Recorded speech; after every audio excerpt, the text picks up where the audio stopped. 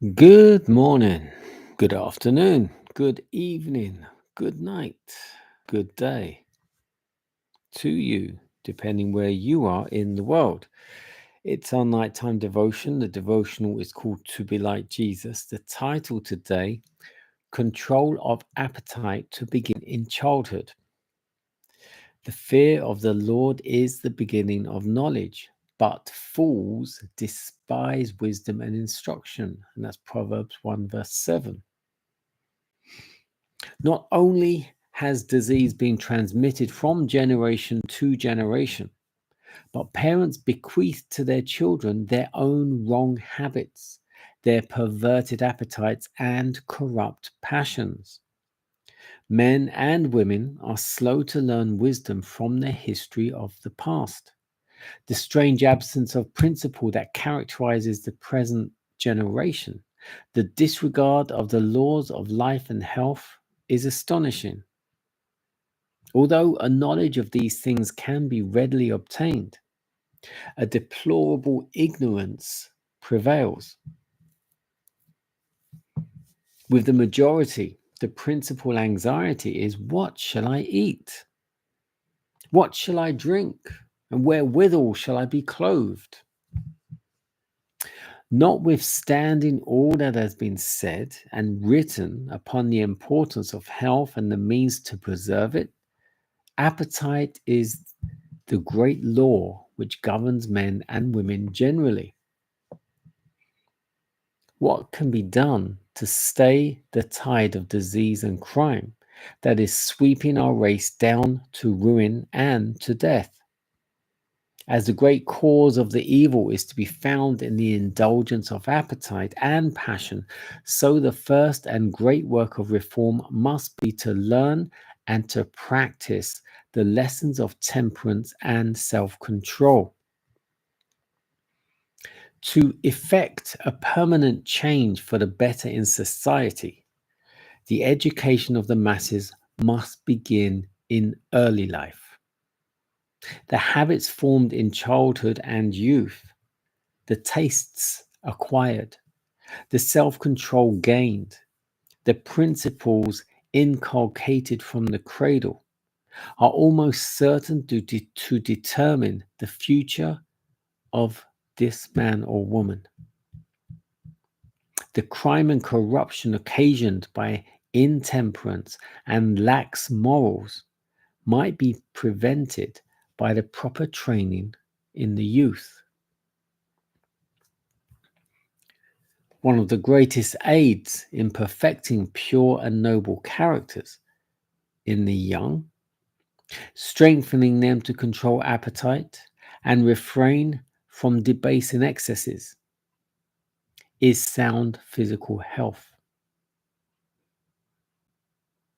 And on the other hand, these very habits of self-control are essential to the maintenance of health. Especially is youth the time to lay up a stock of knowledge to be put in daily practice through life. Youth is the time to establish good habits, to correct wrong ones already contracted, to gain and to hold the power of self-control, and to lay the plan and accustom one's self to the practice of ordering all the acts of life with reference to the will of God and the welfare of our fellow creatures.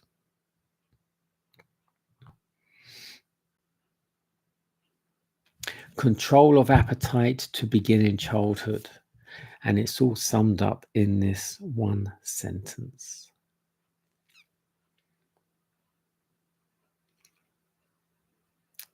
Where's that sentence?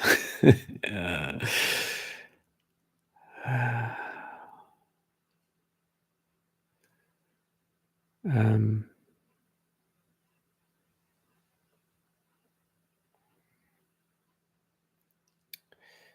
okay.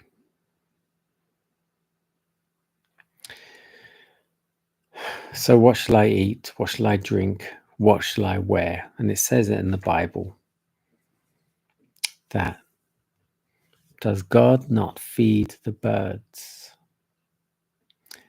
are the flowers always beautiful as they are? And water should be in abundance, but the greed of these men that are making everything private. But we can help ourselves by drawing closer to God through prayer, by His Spirit, His strength, that we can overcome indulgence of appetite and passion.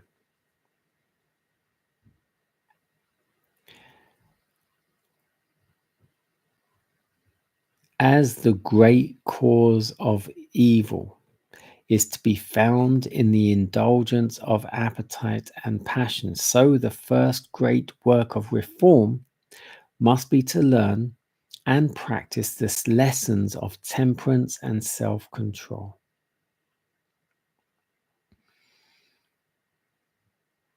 The habits formed in childhood and the youth,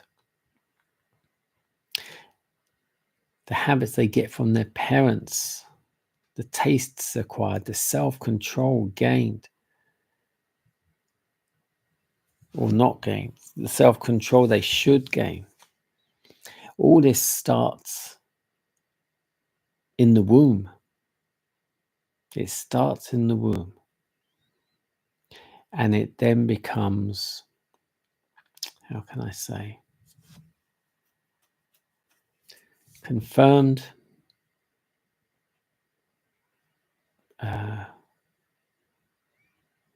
embedded, ingrained as a baby and through the first few years. If we can teach our youth the right ways to eat, right ways to drink, right ways to be and to think, if we can teach them that, train up a child in the way they should go. And when they're older, they've always got something to cling hold of and to stand upon. Just like the Bible. Get them reading the Bible. Even if they don't understand, get them to read it. Read the stories in the Bible. It will pay off. Almost, I would say almost guaranteed.